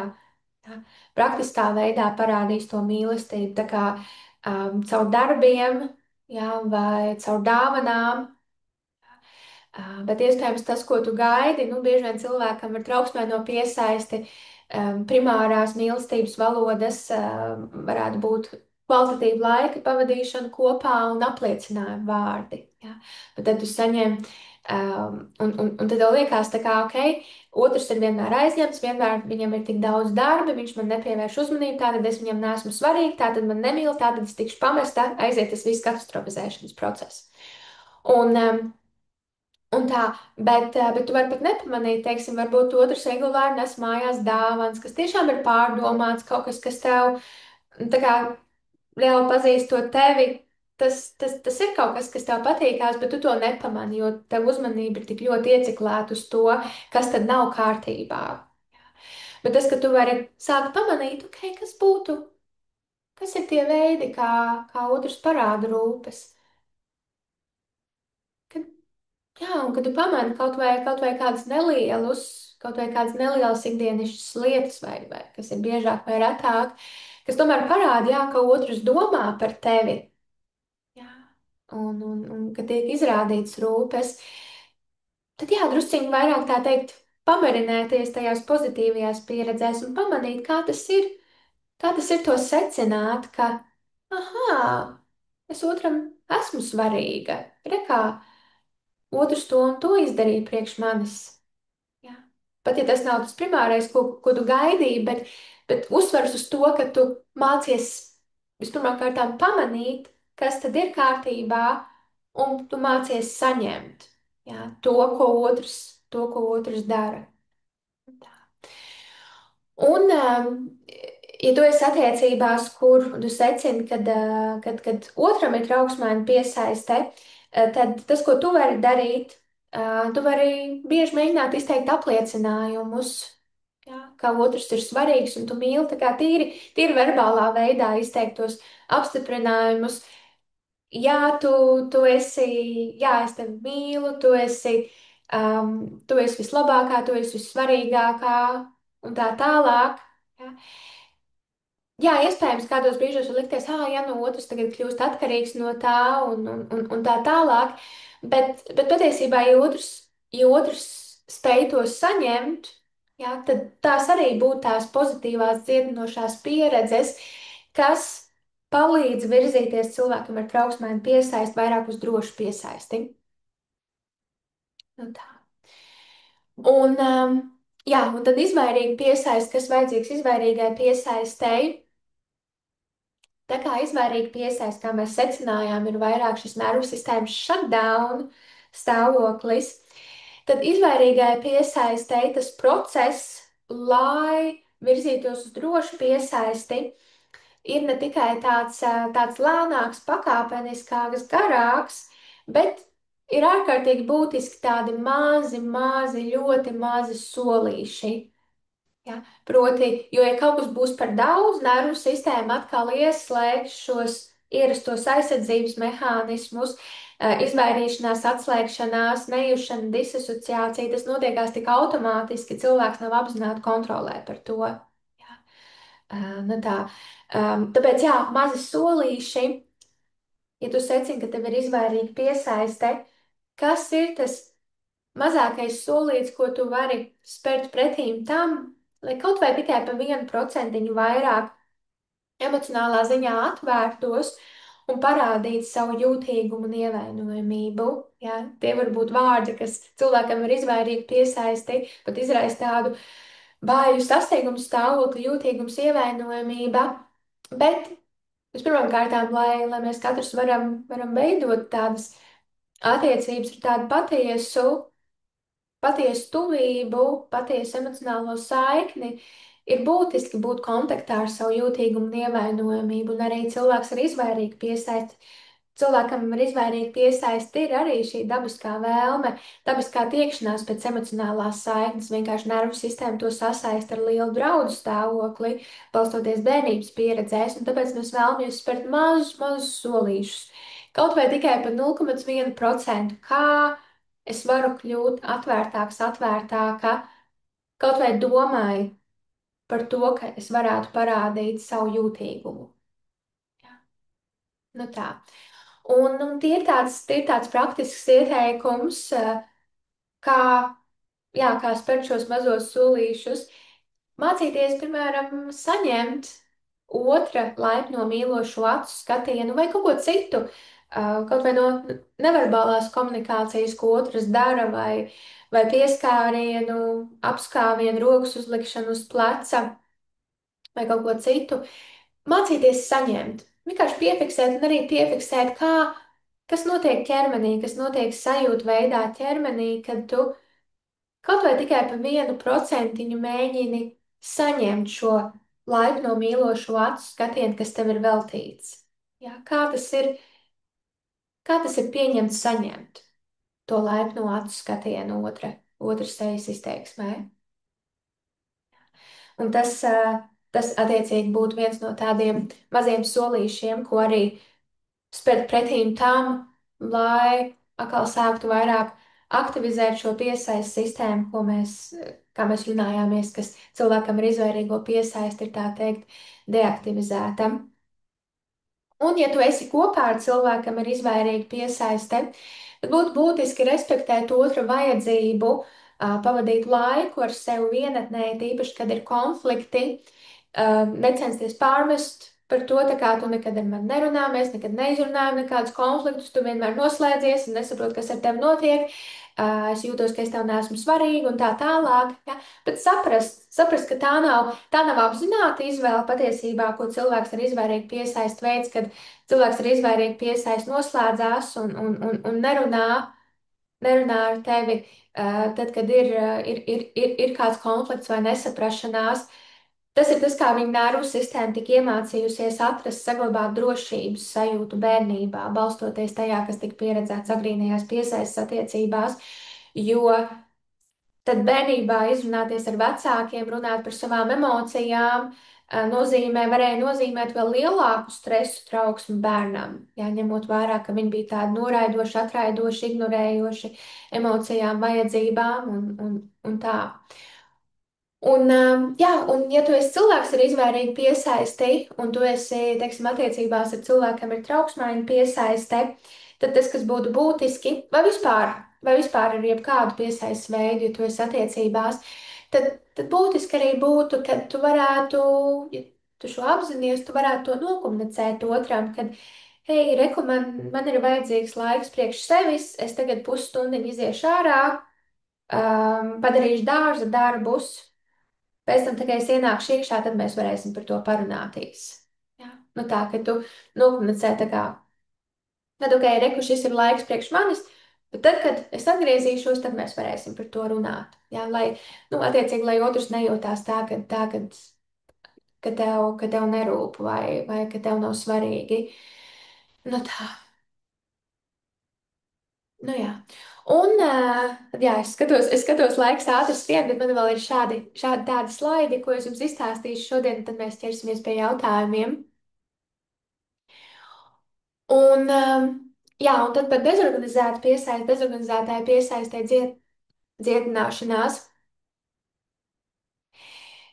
Nu, patiesībā jau visiem, jā, tas, kas šeit ir uzskaitīts, tas ir vajadzīgs visiem piesaistes veidiem, bet vēl jo vairāk dezorganizētāju piesaistēji, lai vispār varētu sākt strādāt ar tiem iekšējā bērnu piesaistes ievainojumiem, ir nepieciešams daudz, daudz drošības sajūtas nervu sistēmā, tas, ko somatiskajā terapijā sauc par resursošanu. Proti, ka mēs pamanām, kas ir tas, kas mums palīdz justies labi, droši, un pamanām, kā ķermenis uz to reaģē. Somatisko vingrinājumu pielietošana, satiecīgi arī daudz mācu to savos kursos, programmās. Um, Arī ievadiņam ir tas bezmaksas mini-kurs ievads somatiskajās praksēs, kur ir arī kādi vingrinājumi un drusku vairāk par šo resursošanu. Tā kā jā, nepieciešams daudz, daudz drošības sajūtas nervu sistēmām, sevis un savu iekšējo resursu stiprināšana, veselīgās dusmu enerģijas stiprināšana. Uh, Principā šis ir vajadzīgs katram, arī pārējiem nedrošās piesaistes veidiem, bet jā, tīpaši dezorganizētāju piesaistēji, jo, kad mēs stiprinām to savu iekšējo resursu un šo veselīgo dusmu enerģiju, proti, nonākam arvien vairāk kontaktā ar to spēka sajūtu, kas ir mūsos, kā es varu, kas ir tas, ko es varu, kurās situācijās varu pastāvēt par sevi, kurās situācijās varu nospraust robežas. Kas ir tas, ko es varu izdarīt, kas man sanāk, kas man padodas, ar kādiem izaicinājumiem es varu tikt galā. Kā pamanīt tās, es varu pieredzes, kas tev jau ir pieejamas, ja? un caur to saslēgties vairāk ar to spēka sajūtu, kas ir tevī, ar to es varu sajūtu, kas ir tevī. Un tas arī ir būtiski, lai attiecīgi palīdzētu virzīties laukā no tā teikt, šī apjukuma, iestrēguma stāvokļa, frīzes, sastinguma stāvokļa, kurā ir cilvēks, kam ir dezorganizēta piesaiste, jo atkal tas saistās ar bērnības ievainojumiem, kur kaut kas, ko vecāks ir darījis, ir bijis draudīgs, bailīgs. Bet, ja mēs varam sajust savu spēku, es varu pastāvēt par sevi, es varu aizstāvēt sevi, ja, tad tas arī ir tas, kā mēs attiecīgi Jā, tas arī ir tas, kā mēs dziedinamies un kā mēs nākam laukā no tā sasaluma sasteiguma stāvokļa. No tā. Jā, un pamanīt, ar kuriem cilvēkiem tu dzīvē jūties droši un tā teikt, marinēties, mērcēties šajā drošības sajūtā, kur ir tie cilvēki, kas tev palīdz justies labi un droši. Pat ja tas ir tikai viens cilvēks, uh, kam tu vari uzticēties, ar ko tu vari justies droši, bet kā ir būt kopā ar to cilvēku? Ja? Tas ir kāds radinieks vai draudzene, vai kā draudzene vai kā draugs. Um, jā, kā tu vari ļaut sev saņemt šīs drošības, šo drošības sajūtu, kas pieejama tajās attiecībās un vairāk iesakņoties tajā. Nu tā. Un atkal, ja tu esi cilvēks, kas ir attiecībās ar otru, kam ir dezorganizēta piesaiste, tad droši vien mans pirmais ieteikums ir daudz pacietība. Pacietība pret otru, un arī, jā, kā ir veidi, kā tu otram var palīdzēt justies droši, paturot prātā to, ka um, ja otrs rēģē kaut kā nesaprotami, tad atkal tas nenozīmē, ka tur ir kaut kāda tava vaina, bet ir kaut kas, kas tādā neapzinātā līmenī nervu sistēmā ir triggerējis šādus dziļākus bērnības ievainojumus un tā. Tā kā jā, daudz pacietība un drošības sajūtas sniegšana otram cilvēkam. Bet jā, mums jau virzoties uz noslēgumu. Vēl kāds būtisks lietas, ko es vēlos uzsvērt, ir, ka um, tas, kas ir visvairāk palīdzoši, ja, lai sadziedētu šos agrīnās piesaistes ievainojumus un attiecīgi attīstītu drošu piesaisti un līdz ar to samazinātu daudz konfliktus, ko tu pieredzi attiecībās un veidotu piepildītākas, harmoniskākas attiecības. Ir svarīgi attiecīgi mācīties būt tam gudriem, mīlošiem, klātesošiem vecākam savam iekšējām bērnam. Kad es runāju par iekšējo bērnu, tā ir tātad šī mūsu neapzinātā prāta daļa, kura glabā tās bērnības sāpes, tās uzkrātās apspiestās emocijas, to stresu, spiedienu, tos negatīvos uzskatus, tās izdzīvošanas stratēģijas, kas veidojās bērnībā. Jā, līdz ar to arī šos piesaistes ievainojumus. Un jā, mēs varam saslēgties ar pieaugušo racionālo sevis versiju un no tās izejas pozīcijas mācīties veidot kontaktu ar savu iekšējo bērnu un pamanīt, kas tad ir vajadzīgs tai manai daļai, kas tad ir tā nesaņemtā emocionālā vajadzība un kā es varu to sniegt šai jaunākajai daļai sevī, tai iekšējā bērna daļai sevī. Ja? Tas ir tas, kas, jā, tas ir ļoti būtiski arī, lai sadziedētu šos piesaistes ievainojumus un attīstītu drošāku piesaisti. Un kā to izdarīt? Jā, man nebūs iespējams šodien iet tajā visā garajā procesā. Tas ir attiecīgi kaut kas, kam es vadu cauri savās grupu programmās. Bet tas būtu tīri tā, ka tu pamani arī vispirms kārtām jau apzinoties, jā, kas ir tie tipiskie emocionālie stāvokļi, kuros tu iestrēgsti, kas ir tās tipiskās emocionālās reakcijas un patērni, kas tev izpaužās, kas nav veselīgi. Jā, tajos brīžos mācīties pamanīt, ok, tu pagaidām vēl nevari sākotnēji nokontrolēt to reakciju, un tas nekas, tas ir process, bet vienkārši pamanīt, mācīties pamanīt tādos brīžos, ko tu pieredzi sajūtu veidā, kādas sajūtas, emocijas tu pieredzi, un arī tīri ķermeniski, un ko tas tev atgādina. Ja? Kā tu jūties, cik tev ir gadi, tad, kad ir tās sajūtas, emocijas. Un tev atnāk, teiksim, cipars, es jūtos, ka man ir 4 gadi. Ok, tā tad 4-gadīgs bērns, kurš izjūt lielas bailes un skumjas. Kas ir vajadzīgs 4-gadīgam bērnam, kad viņš izjūt lielas bailes un skumjas? Aha, vispirms jau patiesībā vajadzīgs ir apskāviens. Ok, kā es varu sniegt apskāvienu sev šajā brīdī? Ja? Un būt tajā apskāvienā, ļaut savam ķermenim saņemt to apskāvienu. Ok, kas vēl ir vajadzīgs 4-gadīgam bērnam, kad viņš pieredz bailes un skumjas? Jā. Nu tā, un tu mācies to sniegtai bērnu daļai sevī. Jo, kā jau es minēju, mēs nevaram sagaidīt, ka otrs būs tas vecāks, jo tas uzliek pārāk lielu slogu attiecībām, tā ka ir lielāks risks, ka tās attiecības izirs. Bet jā, mums ir jākļūst par šo primāro vecāku savam iekšējam bērnam. Un, jā. Tā kā jā, kurus šis uzrunā, kurus no jums šis uzrunā, es arī aicinu vairāk uzzināt par manu grupu programmu Taurens, jo es tur vadu cauri, es tur vadīšu cauri ļoti transformējošam procesam, soli pa solim transformējošam procesam, kā būt šim gudrajam, mīlošajam, klātesošajam vecākam, kā saslēgties ar iekšējo bērnu, kā pamanīt, kādas tad ir iekšējā bērna vajadzības un kā sniegt to apmierinājumu tādā veidā, kas palīdz pārtrenēt nervu sistēmu. Un arī brīvība būt programmā, kas ir garāka grupu programma, bet kas ir specifiski par izpatikšanas citiem patērnu, un attiecīgi tām no jums, kurām ir trauksmēna piesaiste, tad tur es arī vadīšu tam procesam cauri. Nu tā. Un tad kopsavilkums.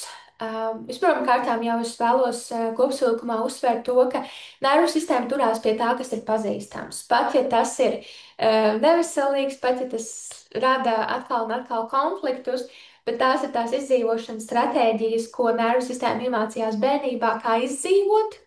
Ja? Un turpina pielietot, jo tas ir tas, kas ir pazīstams. Ja?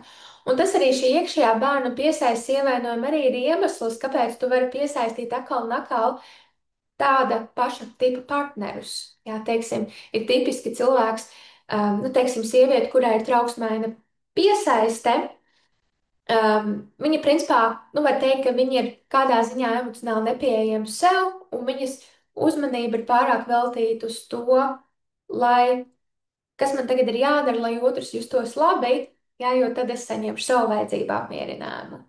Jā, viņi ir pārāk, tā teikt, atkarīgi no tā, kad otrs palīdzētu regulēt tās sajūtas, emocijas, un līdz ar to rodās liels stress un trauksme, kad otrs ir izvairīgs vai kad ir konflikts attiecībās.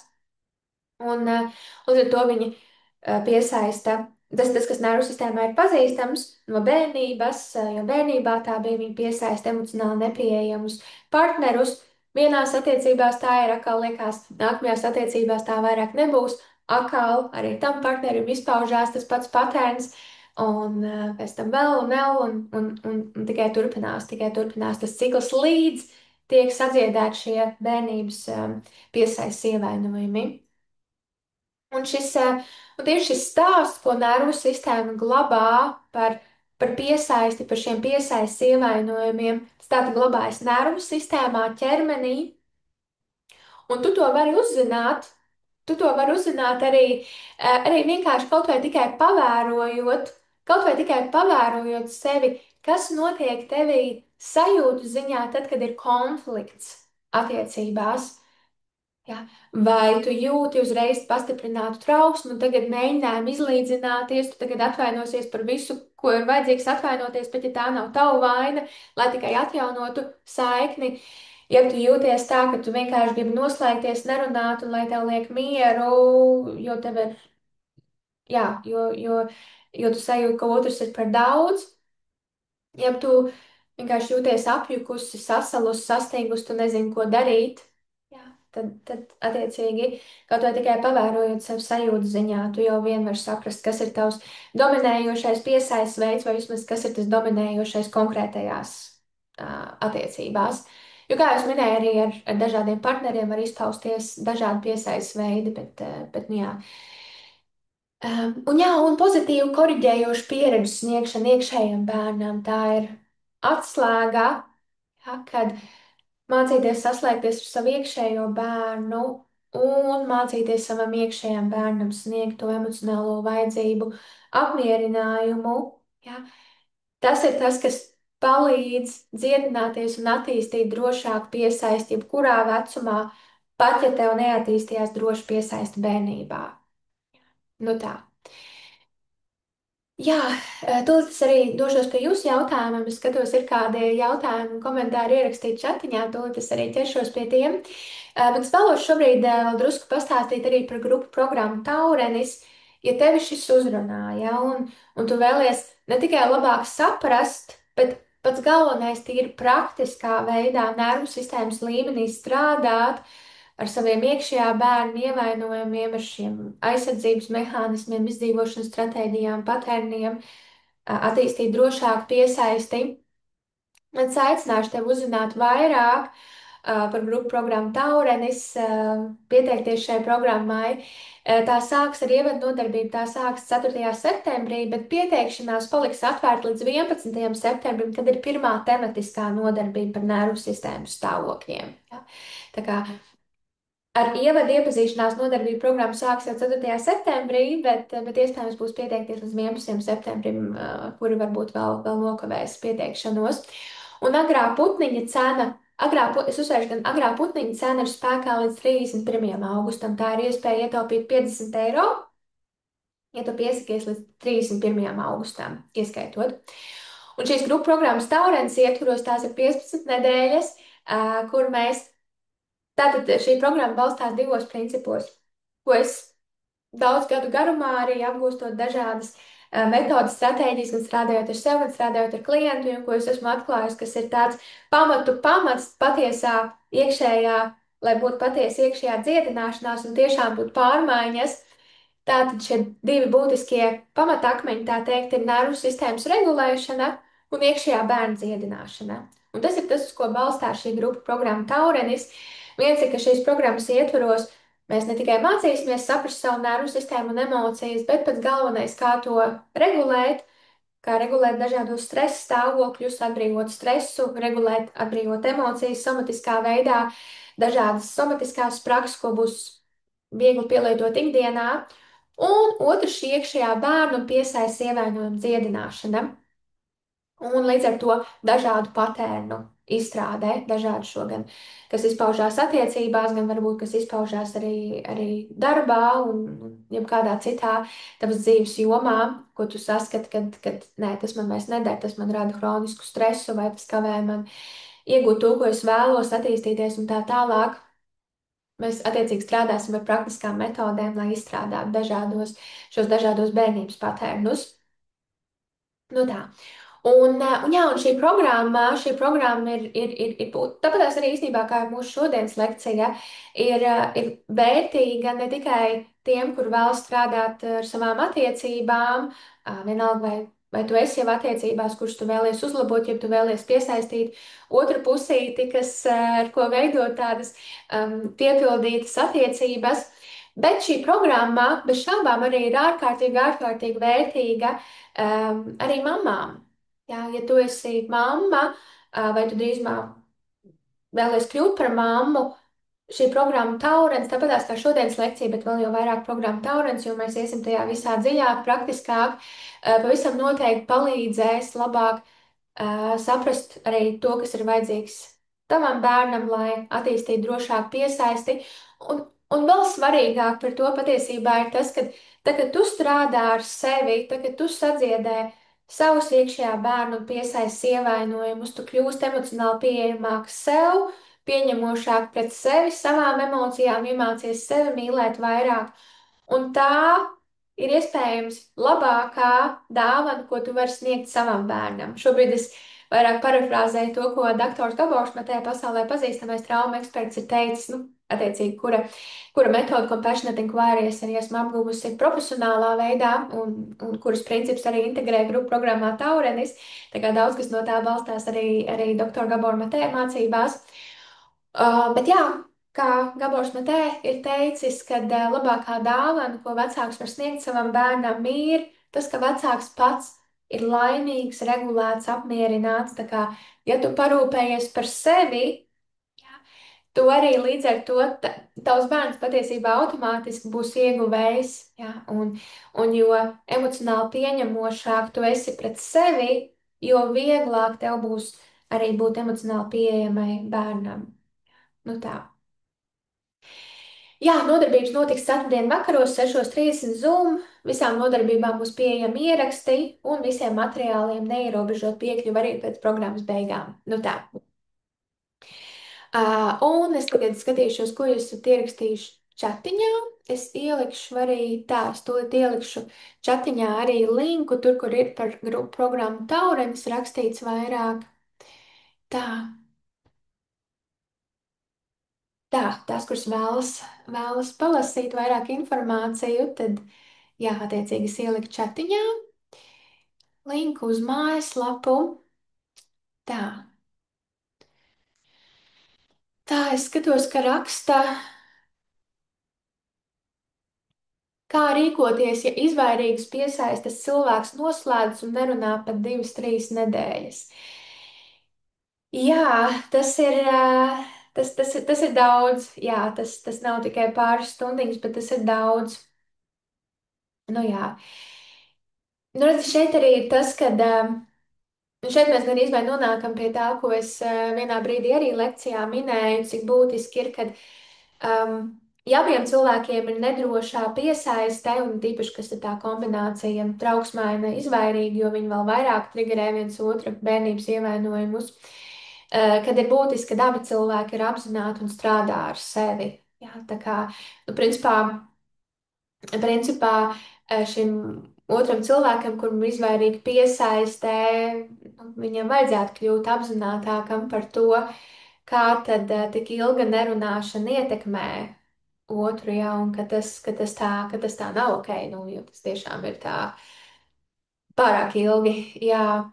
Tas, ko tu vari darīt, nu, gal galā otram cilvēkam pašam jāapzinās, kad ir vajadzīgs kaut ko darīt ar sevi, bet tu vari, droši vien mans labākais ieteikums būtu, ka tu atklāti, skaidri, tiešā veidā nemēģinot to ietērt kaut kādā emocionālā ietvarā, bet censties pēc iespējas tā patiesībā, gandrīz vai pēc iespējas bezemocionālāk pateikt to, bet skaidri un gaiši pateikt, reku tad, kad tu nerunā ar mani, tad, kad tu noslēdzies tā un tu nerunā ar mani 2, 3 nedēļas, tad tas priekš manis ir ļoti grūti un sāpīgi. Lūdzu, nedara tā vairāk. Ja? Kad tu skaidri un gaiši pasaki, reku, šāda tava rīcība nodara man, nu, es atkal nodara pārbūt, atkal pārāk spēcīgi kaut kas teikt, bet šāda tava un tava rīcība liek man justies šādi. Ja? Lūdzu, nedara tā vairāk. Nu, tā principā būtu robežu nokomunicēšana un nospraušana. Bet jā, kā es minēju, censties to izdarīt tā pēc iespējas bezemocionālāk, jo, ja tu tagad sāks teikt, jā, un tagad tu tā dari, un tad nu, ja tu mēģināsi to ieteikt tā kā tādu pārmetumu, jā, tad otrs cilvēks vēl vairāk tikai noslēgsies. Proti, tu vēlies konstatēt kādu faktu, norādīt uz kaut ko, bet tādā veidā, kad otrs cilvēks arī var maksimāli palikt tajā racionālās domāšanas stāvoklī, jo, ja tu pārāk mēģinās raksturot tās emocijas, vai tu izteiksi pārmetumus, tad otram cilvēkam vēl vairāk ieslēgsies šis nervu sistēmas aizsardzības mehānisms, kas izpaužās caur izvairīšanos, un otrs iespējams tevi pat nesaklausīs, ko tu saki, jo priekšā ir šis bloks, šī siena, kas izpaužās kā šī izvairīgā piesaiste. Tā kā tu vēlies noķert mirkli, kad cilvēks vairāk vai mazāk ir tāds regulēts, kad ir aktīva šī racionālā domāšana līdz ar to, un tad nospraust tādu robežu, tā teikt. Ah, jā, es redzu jūs labos vārdus, paldies par šo zūmu, fantastiski, paldies, ļoti vērtīgi.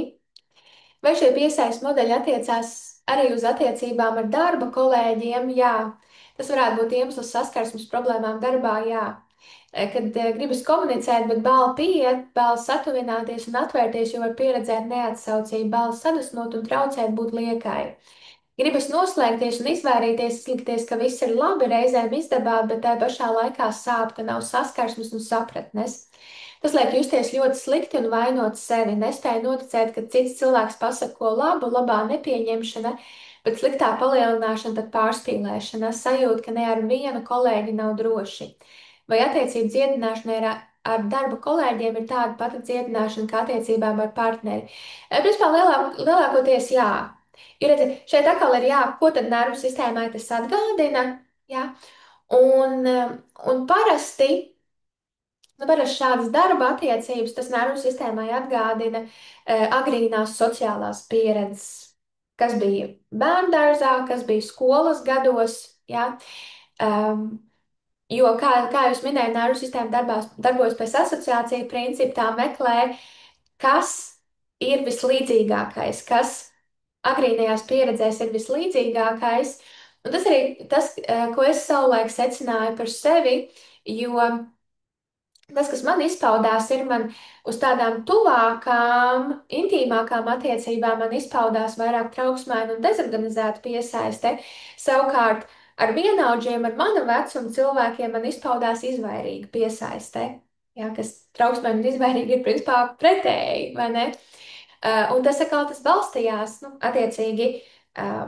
Tā trauksmēnā un dezorganizētā, kas man bija tuvākās, intīmākās attiecībās, tā balstījās attiecīgi agrīnajos piesaistes ievainojumos ar mammu, ar tēti, bet savukārt tā izvairīgā piesaiste attiecībā uz mana vecuma cilvēkiem, uz vienaudžiem, tā balstījās manās bērndārs pieredzēs, kur man nervu sistēma iemācījās, ka vienaudži nav droši, ka viņi smējās, ka viņi nodara pāri, un man nervu sistēma iemācījās, ka drošākais ir noslēgties sevi un izvairīties. Ja? Un jā, principā dziedināšana bija tāda pati. Es arī strādāju ar šo iekšējā bērnu dziedināšanu, attiecīgi, attiecīgi nostiprinot, tā teikt, noankurojoties savā pieaugušajā sevis versijā, resursojot, stiprinot savu pieaugušo sevis versiju, kad es konkrētā brīdī jūtos labi, regulēti, un tad arī mēģinot saslēgties ar iekšējo bērnu un pamanot un sniedzot to vajadzību apmierinājumu, kas tad iztrūkās tajās bērnības pieredzēs, nu, attiecīgi bērndārs, skolas gadi, kas bija tā drošības sajūta, kas man tad bija vajadzīga, bet ko es nesaņēmu. Nu tā, atkal, jā, tas ir tīri. Tas principā ir garāks process, kur soli pa solim es vadu cauri tam procesam, grupu programmā Taurens, arī brīvība būt programmā, individuālajā programmā arī, protams, soli pa solītim, kā tam procesam iziet cauri. Bet jā, katrā ziņā, jā, tavam iekšējam bērnam, nu, pirmkārt jau to vajag secināt, kas tad ir tās agrīnās sociālās pieredzes, kurās balstās saskarsmes problēmas, kad tad tavu nervu sistēma iemācījās, ka apkārtējie, ka vienaudži, bērndārs biedri, klases biedri nav droši, ja? Un kas tad bija tas, kas tev tad bija vajadzīgs, kas iztrūkās un kas tev bija vajadzīgs un kā tu to vari sniegt sev? Varētu lūdzu vēlreiz nosaukt programmu, kas ir paredzēta tiem, kam ir tieksme izpatikt citiem. Jā, tā ir brīvība būt programma. Es tūlīt arī ielikšu chatiņā arī to linku. Un es uzsvēršu, ka šai brīvība būt programmai, kas specifiski strādā ar izpatikšanas citiem patērnu, um, tā es to tirdzišu. Jā, ka šai programmai pieteikšanās noslēdz šo trešdienu, 27. augustā. Nu tā. Bet jā, Taurinam pieteikšanās noslēdz 11. septembrī. Brīvība būt programmas ir izpatikšanas citiem patērnu un arī ar trauksmēm piesaisti. Tātad līdz 27. augustam ieskaitot var pieteikties un taurenis, kas ir vispārīgā gan par nervu sistēmas regulēšanu, gan iekšējā bērnu piesaisti ievainojumu dziedināšanu, dažādu patērnu izstrādi, tad, jā, tad tas ir līdz 11. septembrim. Tā, varbūt programma Taurens ir iekļaut daļu no tās otras programmas. Kā tas ir, kad Brīvība būt programma, tā iet daudz, daudz dziļāk un daudz, daudz specifiskāk tieši par to izpatikšanas citiem patērnu, robežu nospraušanu. Ja? Un taurenis programmas ietvaros, tā kā mēs strādājam ar iekšējā bērnu dziedināšanu, tu, protams, arī vari strādāt ar tiem ievainojumiem, bet tur mēs specifiski neiesim tik dziļi par to. Jā, tur būs, nu, tādā ziņā tur būs vispārīgāk par šiem piesaistes ievainojumiem un patērniem. Vai piedāvājat individuālas sesijas? Jā, ir pieejams individuālas sesijas arī attiecīgi mājaslapā. Man mājaslapā arī vairāk informācija par to var atrast. Kā vislabāk saprast savu piesaistes tipu, ja ir miksēts? Tas ir pavisam normāli, ka ir miksēts. Um, nu jā, un arī okay, protams, kādi testi, ko var izpildīt, bet pat cik šie mūsu piesaistes veidi, viņi arī var būt tādā dinamiskā procesā, tādā ziņā, ka ar dažādiem cilvēkiem var izpausties dažādi vai dažādos, um, nu jā, dažādās situācijās, protams, arī, ja tu izpildīsi kādu testu, tas nenozīmē, ka tas viss ir tā akmenī kalts, jā, bet, nu, pa lielam noteikti to savu dominējošo piesaistes veidu. Ir attiecīgi testi. Es zinu, ka Centra Līna mājaslapā ir latviešu valodā tests. Tad var sameklēt Centras Līna latviešu valodā tests par piesaistes veidiem. Un tad ir, es pat esmu pildījusi, man vairāk angļu valodā tests patikās. Es tagad mēģināšu atrast. Um,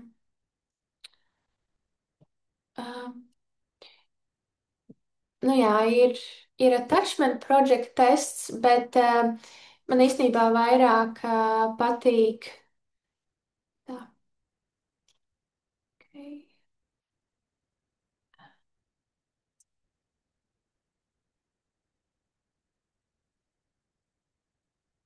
Tā, tas ielikšu linku.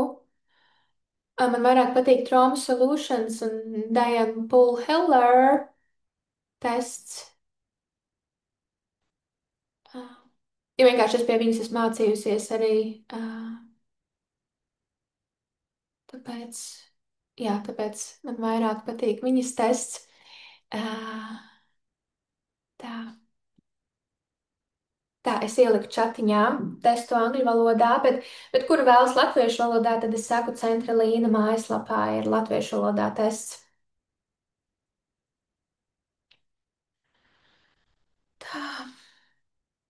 Laima, liels paldies par jūsu darbu. Katrs zūm man ir palīdzējis un joprojām klausos un interesējos un vēlos stiprināt savu nervu sistēmu, jo man pats būtiskākais ir izveidot patiesi mīlošu un drošas attiecības ar sevi. Jā, burvīgi, priecājos, paldies par šo komentāru.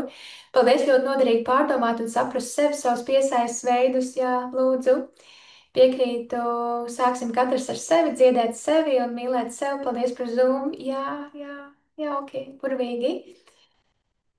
Nu tā, jā, paldies, noderīgi. Jā, labi. Nu, okay, jā, tā mums sanāca. Wow.